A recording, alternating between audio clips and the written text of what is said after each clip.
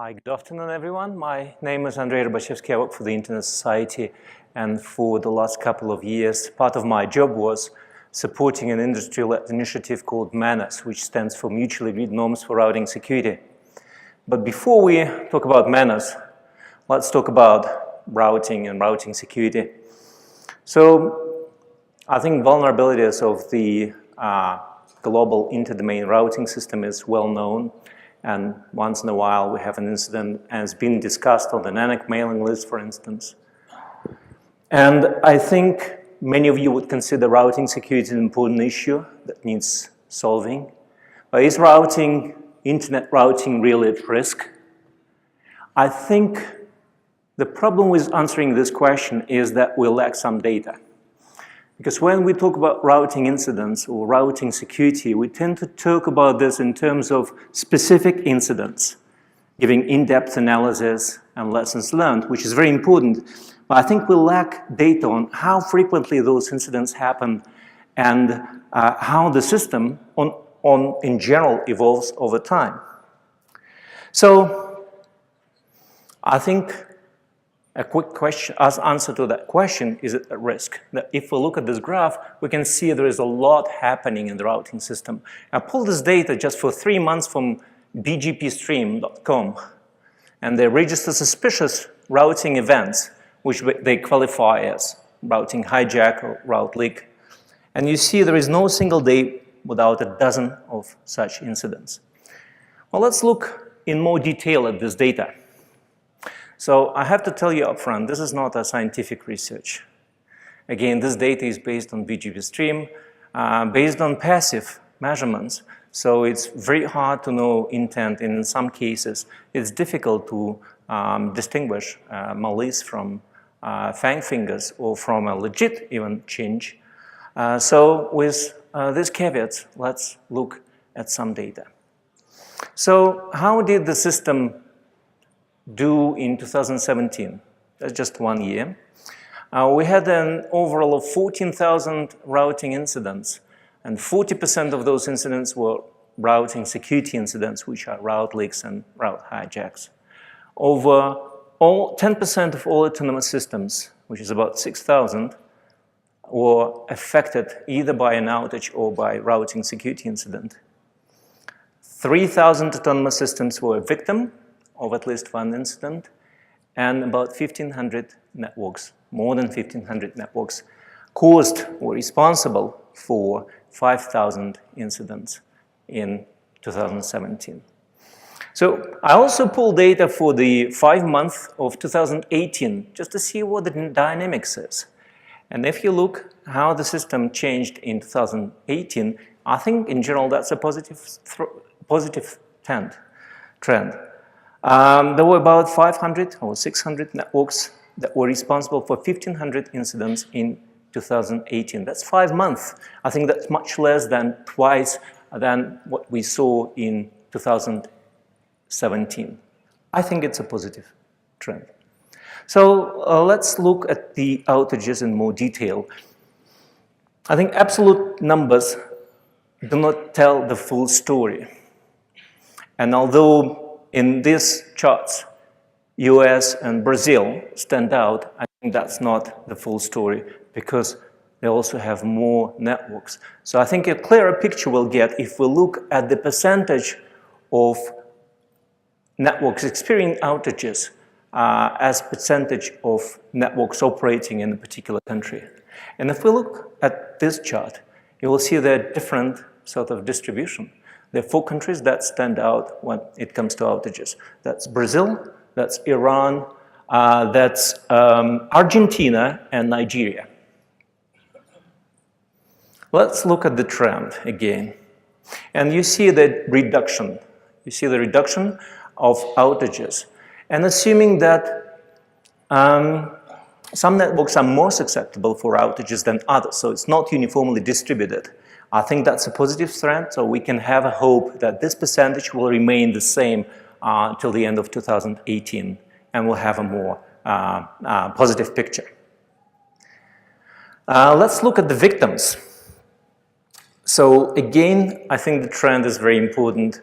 And one thing I wanted to say that even if data with all the caveats that I mentioned, if we apply the same methodology year after year, I think we have a better view of the dynamics of the system, even if there are some systemic errors there.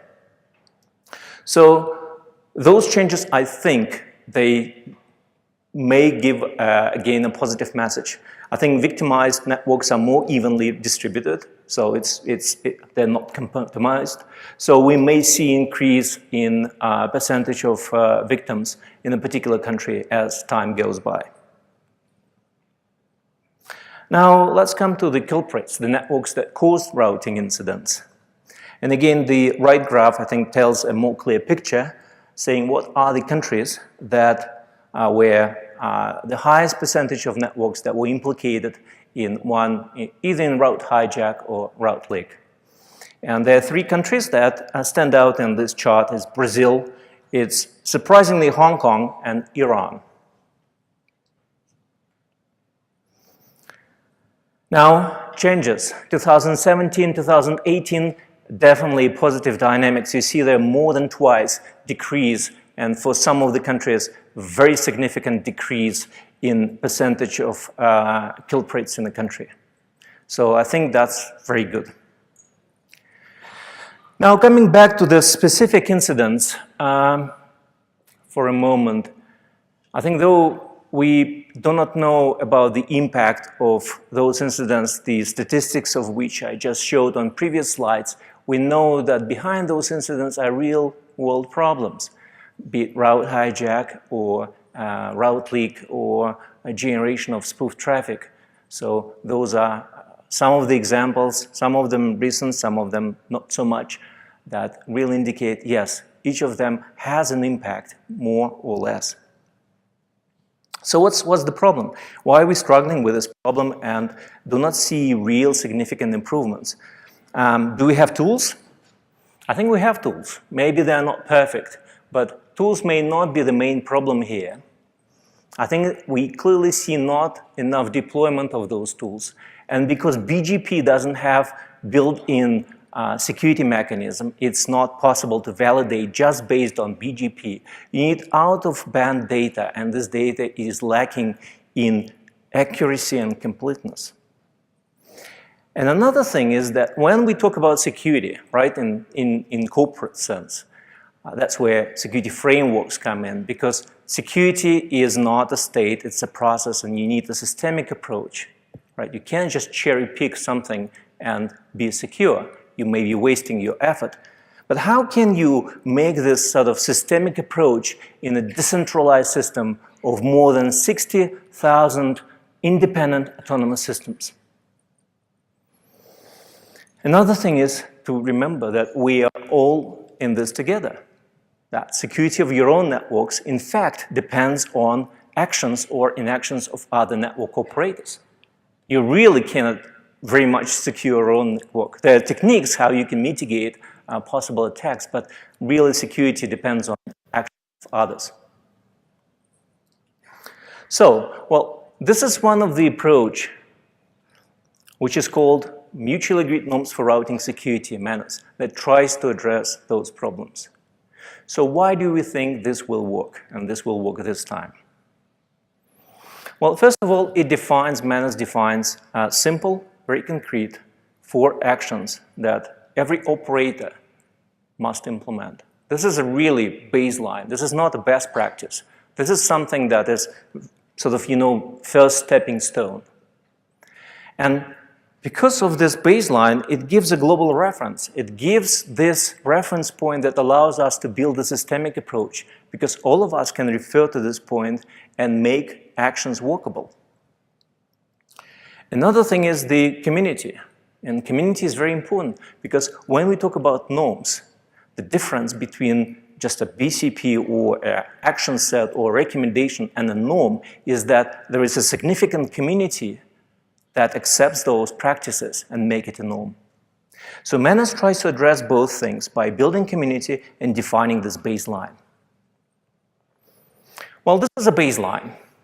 So basically 4 simple actions. First, prevent propagation of incorrect routing information, prevent traffic with spoofed source IP addresses, facilitate global operational communication and cooperation, and facilitate validation of routing information. And you might say, hey, this is motherhood and apple pie. We're talking about this for ages. One thing to distinguish here is that those actions are very much scoped. They are scoped for low risk and low cost of deployment. So for instance, when you talk about filtering, MANRS talks only about your customer cone. Global validation doesn't mean that you are asked to validate on the global scale. It actually means that you maintain, you populate, register, and maintain routing information related to your networks, which is important for global validations if other parties decide to do so. MANRS is not just a solution. It's not like that will happen overnight. It's a stepping stone, right? It's building a norm that will take time, but at least it gives us some sort of, orientiers, some direction to go. So it's really a minimum, and sometimes it's confused, and people complain that saying, hey, what are you suggesting is just not up to scratch. People need to do more, and many of the MANRS members, they actually do much more than what is defined in MANRS actions. So another aspect I wanted to talk about is the business case, because the question we're asking is that, okay, well, this norm building and community thing, is it just purely altruistic? Is it only based on, this altruism, doing best for the internet and good netizenship? Can we leverage some other forces to sort of, promote this effort, promote it better? And one of this is whether there are business forces that can help us. So last year we commissioned a research study from the company called 451 Research to look at the perceptions around MANRS and routing security in general by internet service providers and their customers. So what we've learned from this study is that enterprises, the customers, the potential customers of network operators, they care a lot about security, also about security when it comes to connectivity area. They do not express this desire in MANRS terms because unfortunately knowledge of MANRS and this kind of baseline is non-existent in the enterprise world, unfortunately. But their requirements are very much aligned with the problems that MANRS is trying to solve. And it also, the study indicated that there might be potential for network operators as an added value if they implement MANRS, because MANRS can be a differentiator that can really help to differentiate yourself, stand out in this kind of very flat market of connectivity providers. And it can help a connectivity provider to move to another level, to become a security partner as well. So if you look, there was a survey of more than 250 enterprises, mostly US-based, and this survey indicated that this is the most problematic areas in connectivity or in internet security that enterprises perceive. And you can see traffic, because many of you do good stuff, you implement those actions, but how do you signal this? How do you signal this to your customers? And how do you signal this to the rest of the world that those norms are implemented in your network, that you have a strong security posture? So MANRS is one way of signaling this to your customers and the rest of the world. So there are about 60,000 networks, or more than 60,000 networks advertised on the internet. MANRS now counts about 70 members. How we bridge this gap, how we increase the adoption. So there are a couple of strategies that we are applying.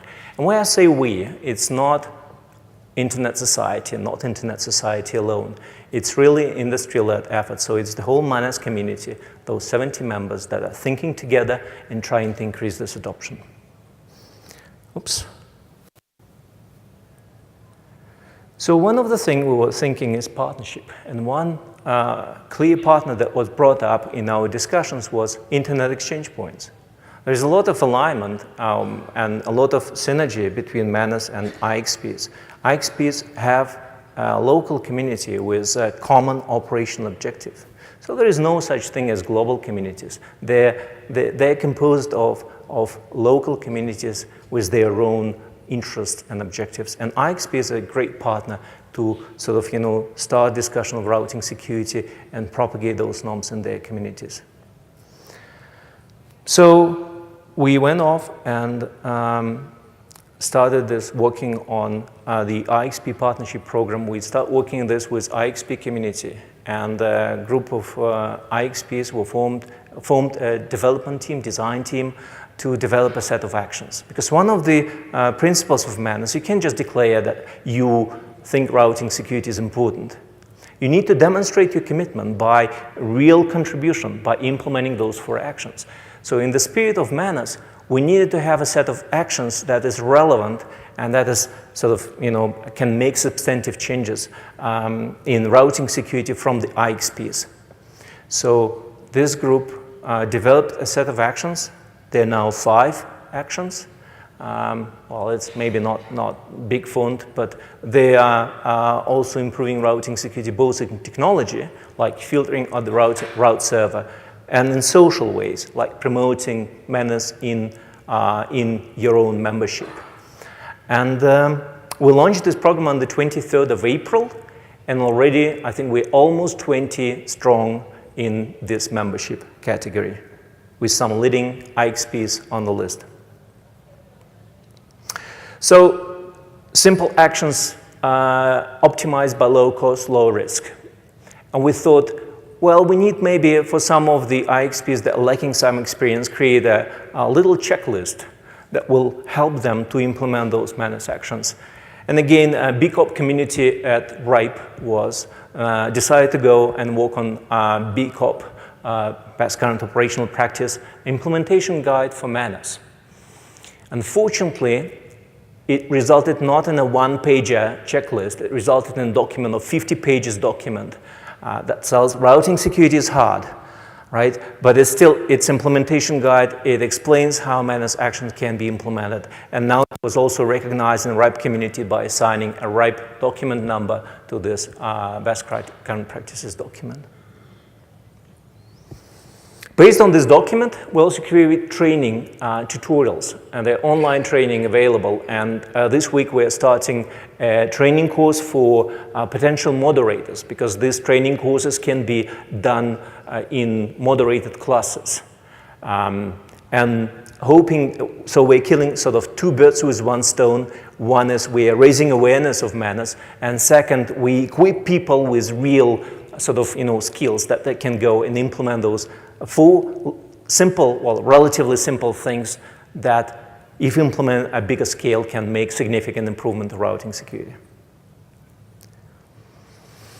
Another thing that we're working on is a so-called MANRS report and MANRS observatory. It was discussed by the members, and they asked ISOC to go and investigate what kind of metrics can be developed to measure routing security posture of a particular network vis-a-vis MANRS actions, and to implement what we call MANRS observatory and MANRS report. So MANRS report is very important for the credibility of the effort. It's also important to bring information and inform members with regards to their stance relative to MANRS actions. But because those measurements are passive and transparent, by the way, so anyone can reproduce those measurements, we can also measure the rest, not only MANRS members. We can measure all other networks on the internet. And if we do this systemically, we can get these trends and look at routing security over time by region, by country, or by particular network. And we can also slice and dice it in different ways. Like, for instance, you can see how filtering is implemented all over the world. Again, this thing has caveats. I mean, passive measurements, they have limitations. But that's something that we think is important to bring attention to routing security issues, but also to support the problem statement with some factual information. So let me recap. Why to join MANRS? Well, first of all, improve your own security posture, of course, and reduce the number impact of routing incidents. Remember, again, your security is in the hands of other operators. So having a clear ask document in MANRS actions is important. Join a community of security-minded operators working together to make the internet better.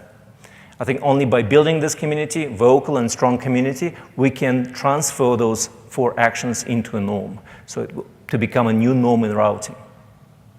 And finally, as we grow, we'll make the MANRS mark stronger, and it can be used as a competitive differentiator for those who join. So please join us. It's quite simple. If you go to the MANRS website and fill out the form, please describe how you implement those actions as detailed as possible. That will simplify the assessment. While you're joining, we are running certain tests that we are planning to automate, and also the same sort of machinery will be part of the member report and MANRS observatory. And we may ask some of the questions and ask you to run certain tests and get involved in the community. So please join us and protect the core, because only together we can do that. Now, on the bottom of the screen, you can see a URL. This is a 2.5 minutes video that we created. It's a short MANRS explainer that you can use to look yourself, enjoy, hopefully, and also socialize in your company if you are interested in that. With this, thank you. That's my presentation. I'm open to questions.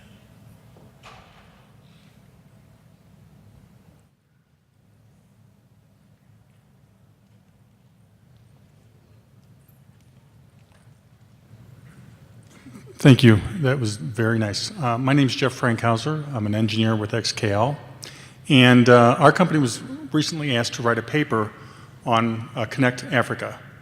And it was because there's so many communities that receive their education, their businesses all go on the internet. And in researching for that paper, I realized that a lot of the attacks that you had listed here from these countries are all state-sponsored, many state-sponsored, many politically driven. How does your organization affect the politics of the internet in these other countries? So I have to say this effort is completely apolitical, right? We'll look at not at intent.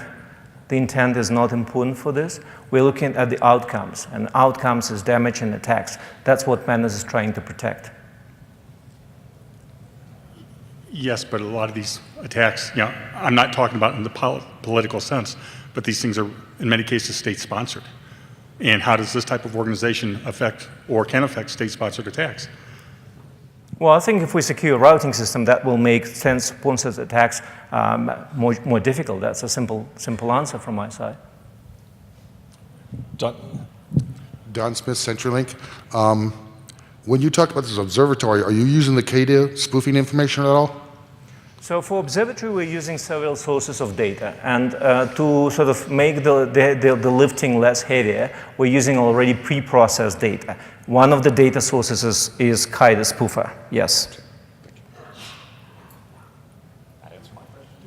That was his question. Barry Green, Akamai, to the gentleman's question about impact with state actors in the threat to the global telecommunication system, because what we're talking about now is internet and telecoms is all combined, right? So it's a threat to the entire system.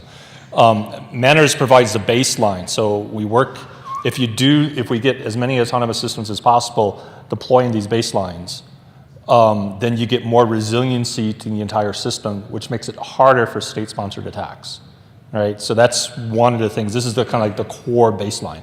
And you'll be surprised in how many autonomous systems do not do this, right? And you can watch as we get just the 80% of human error route leaks go out there and propagate out there, right? So as is mentioned, it's not really about politics, it's about the stability of the entire global telecommunications ecosystem. Yes, there'll be people trying to use it as a battle space, but the problem is the internet and telecoms pushes back against being used as a battle space because it sees it as a threat. So it's basically a theme here. And you'll hear this come up over and over again in NANOGs, in RIPEs and apricots. Stability is the key. Keep the thing scaling, keep it growing. And maybe just one last thing to stimulate your curiosity on how to join. we have some giveaways. So we have some Raspberry Pi. So the first 3 companies that complete and successfully join MANRS will get a Raspberry Pi. We also have some swags. We have some stickers and some flyers. Megan, my colleague Megan, has them. Don't rush everyone at the same time, but we have something for you. Thank you.